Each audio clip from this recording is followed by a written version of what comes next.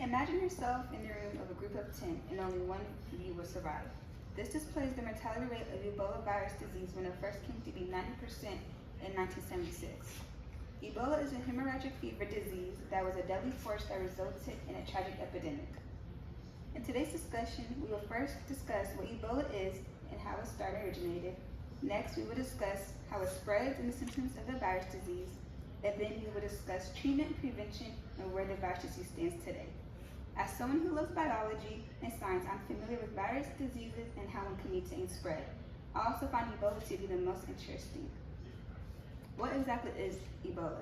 Ebola is a highly contagious disease that can be fatal in most cases. It is because it causes issues with how your body may clot blood. This then leads to cause internal and external bleeding that makes it a hemorrhagic virus disease. The Ebola virus originates from the Democratic Republic of Congo along a river named the Ebola River, where it got its name from. No one quite knows exactly where the virus itself came from, but the most leading factor is fruit bats. Infected animals such as bats can carry the virus disease to other animals such as apes, monkeys, and even humans. By looking at the virus genetic material, researchers have found that the same Ebola virus has been carried from bats in Central Africa to bats in West Africa over the past 10 years. Now that I have informed you with a brief overview of what Ebola is, let us discuss the virus and dig a little deeper. Because the virus had originated and started from fruit bats, it is found to be animal-borne virus. However, the virus transmits through bodily fluids from person to person. This includes fluids like saliva, blood, urine, sweat, feces, vomit, breast milk, semen, and other fluids produced during sexual intercourse. EBD, also known as Ebola virus disease, attacks the cells in the immune system. This virus continues to spread through the body and attacks the lymph nodes and important organs such as the kidneys and liver, which makes them lose their function.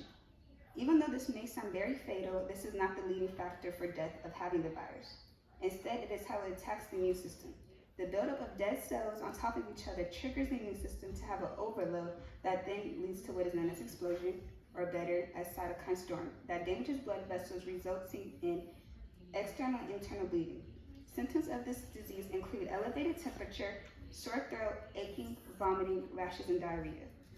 Symptoms may appear anywhere from 2 to 21 days or 3 weeks after contact with the virus, with an average of 8 to 10 days. The course of the illness typically progresses from dry symptoms, such as fever, aches, and pains, or wet symptoms to diarrhea and vomiting, as the person becomes more sick with the virus. We discussed how the virus spreads through contact, through the body, and the symptoms. Now let us look into the progression of where the virus is in modern time. There is no cure for Ebola, however, there are several treatments to help. The first one is Imazeb, and the second one is Ebola. These two help block the virus from the cell receptor, preventing its entry to the cell, meaning that by the genetic material in Ebola can no longer enter our genetic material inside our body.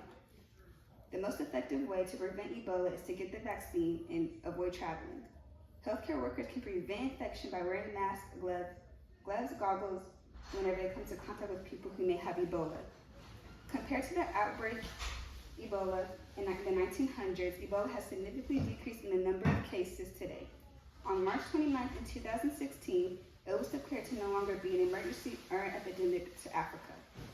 Now you know the treatments and how you can prevent Ebola to protect yourself. Today we have first learned what Ebola is and where it originated from. Next, we discussed how it spreads and the symptoms you may experience.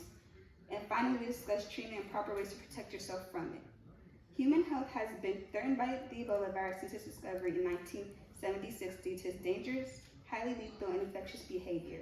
Ebola fever disease has been identified as one of the most lethal forms of hemorrhagic fever. It is important you take personal health actions to protect yourself, your friends, and your loved ones.